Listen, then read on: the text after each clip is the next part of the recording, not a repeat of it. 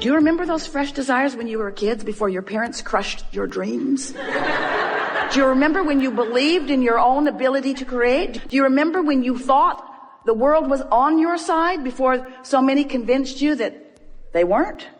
That fresh flowing of desire. We want to help you to restore yourself to that. So you launch this rocket of desire, and then you recognize, because now you're more sensitive. You know that you want it, but you're not in alignment with it. And every thought that you think that contradicts what you want will give you an emotional feedback that will let you to know, this is what I'm doing. This is that thing I do. Right here, right now. I'm catching myself in the act.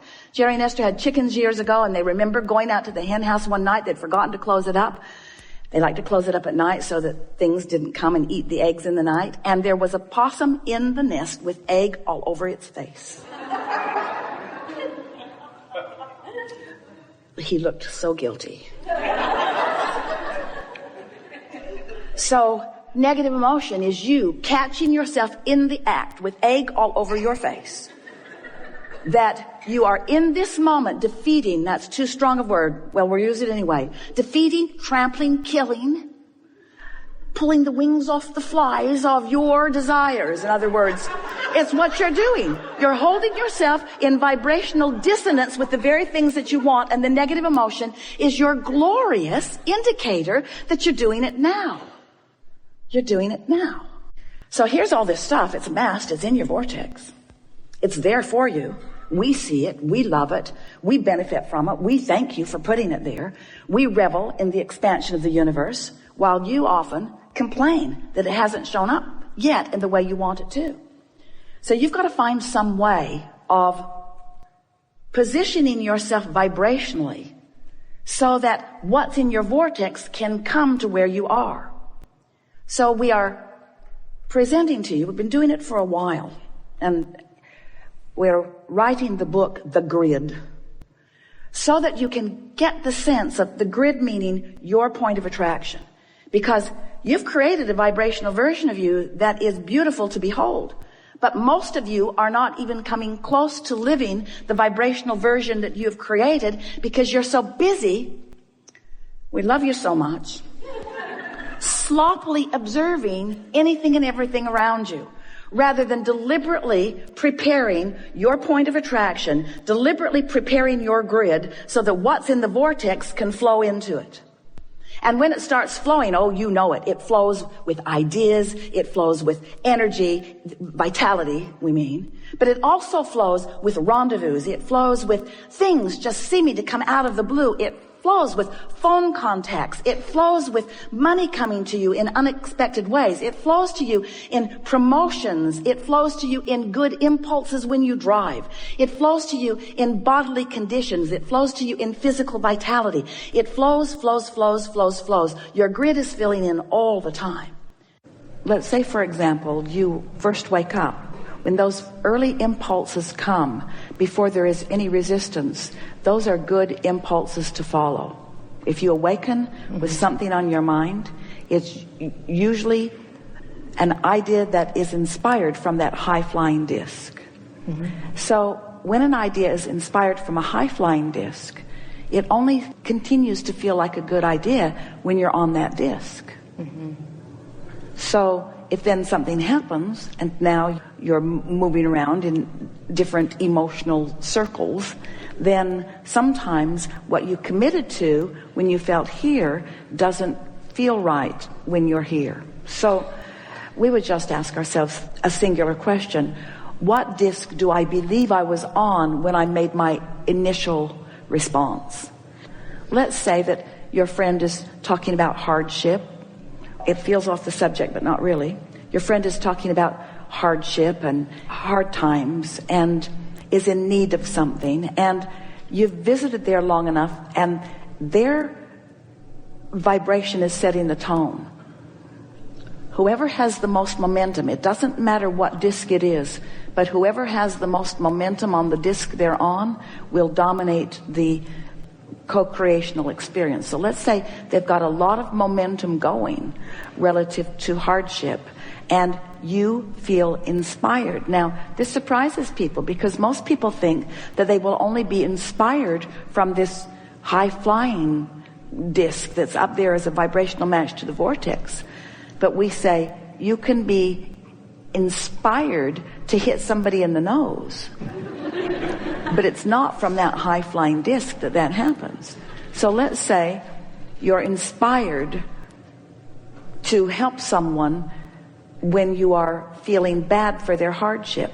Well, next time you're on that high-flying disc, you're going to feel the discord between that behavior. So the question isn't whether you should help someone or not. The question is, where are you when the impulse comes? We would be asking ourselves that a bit. That's really a helpful thing to contemplate, given all that you already know about law of attraction, don't you think? What disc was I on when I got that impulse? What disc was I on when I proposed to that woman?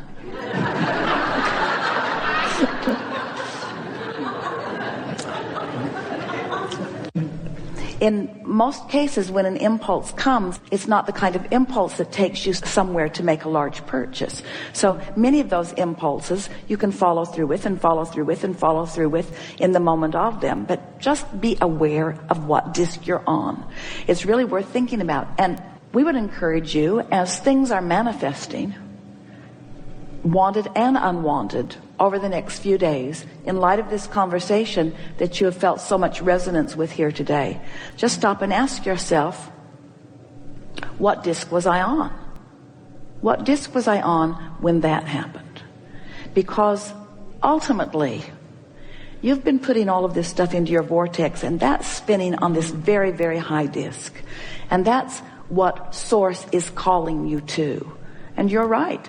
Sometimes you feel inspired to this or this or this when there's something so much better for you. Now, it doesn't mean that it matters if you don't choose the very best thing every time, but it does mean the very best thing is always available to you, for sure. The very best thing on every subject is always available to you. So do more consistent, chronic choosing of that high disc and find out who you really are. Find out what's really queued up for you. Find out how life can really flow. Find out how much fun living in this physical body can really be. Find out how many cooperative components are really working with you. Find out what your true power and invincibility is. Find out what the depth of your joy and love and appreciation really are. In other words, most of you are sporadically, barely scratching the surface of your potential. So can you imagine what 30 days of picking the high disc could do for you? Can you imagine the revolution that it would cause in your life experience? Because if you've been hanging around on a lower disc, and that's what your point of attraction has been, and then you move to a higher disc, a whole different point of attraction comes to you. Does that make sense to you? You have access to a whole different buffet. Right. It's like the difference between going to that fast food joint and that really special place that has really exquisite food. You just don't get that there. You get that there. You don't get that there. You get that there. And you know the difference between that and that, don't you? You know the difference. Yeah. It's true of all things. It's one of the nice things about these laws. They are so consistent that once you get the hang of it, there's no confusion ever about anything. The only question is, what do I want and what disc do I have to get on to get it? Most important question that we'll ever ask you. What do you want and what disc do you have to get on to get it? And when we say, what do you want? We want the answer to be happiness, not a car. What do you want and what disc do you have to get on to get it? I want happiness. Because all the stuff will come. That's just a given. But what do you want and what disc do you have to get on to get it? Well, I want, Abraham, I've thought about this a lot, and I want revenge. That's what I want. What do you want? Well, I want hope. Really? Really? Well, I want overwhelmment and frustration. We believe you because that's the way you talk all day. I've got too much to do. Nobody ever helps me. Am I the only one around here who ever does anything? Does anybody ever pay attention? It's how you're choosing your discs. What do you want? What disc do you want? What do you want? And what disc do you have to get on to get it? So what do you want? What do you want? What do you want? Well, do you get the question we're asking? What do you want? What do you want?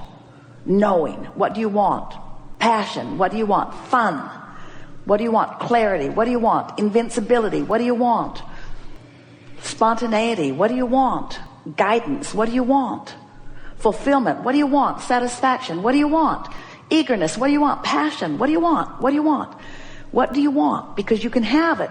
You can have it. You just have to identify that that's what you want.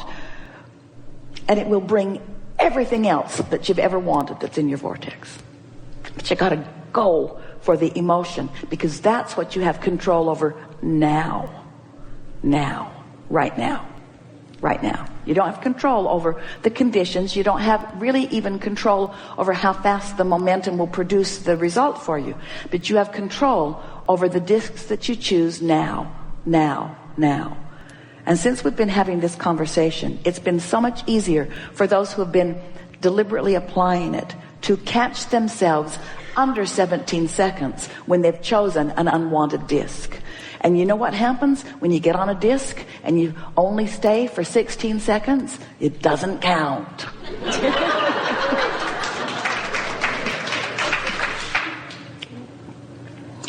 Someone said, "What are you doing, Esther?" "I'm flipping discs." She started counting down. The other day she said to someone, "I have to tell you something, but I only have 16 seconds to tell you, so you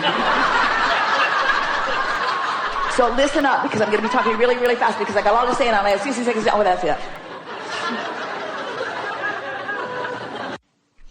We've enjoyed this interaction more than words can convey. We're glad that you're here, and we're glad that you're mixing it up, and we're glad that you are finding things that you want, and we're glad that you are sometimes standing in places that you don't want to be. We're glad that you're allowing your life to put you in the places where you're asking important questions. And we want you to know that every question that you ask is an important question.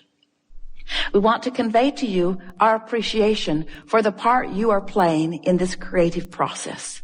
We want you to know that it is supposed to be as good for you as it is for us. But we can only convey to you, in every way we know, and in every way that Esther can allow, how very, very, very, very, very, very, very good it is for us. And it is our powerful desire that you find it that good for you. There is great love here for you.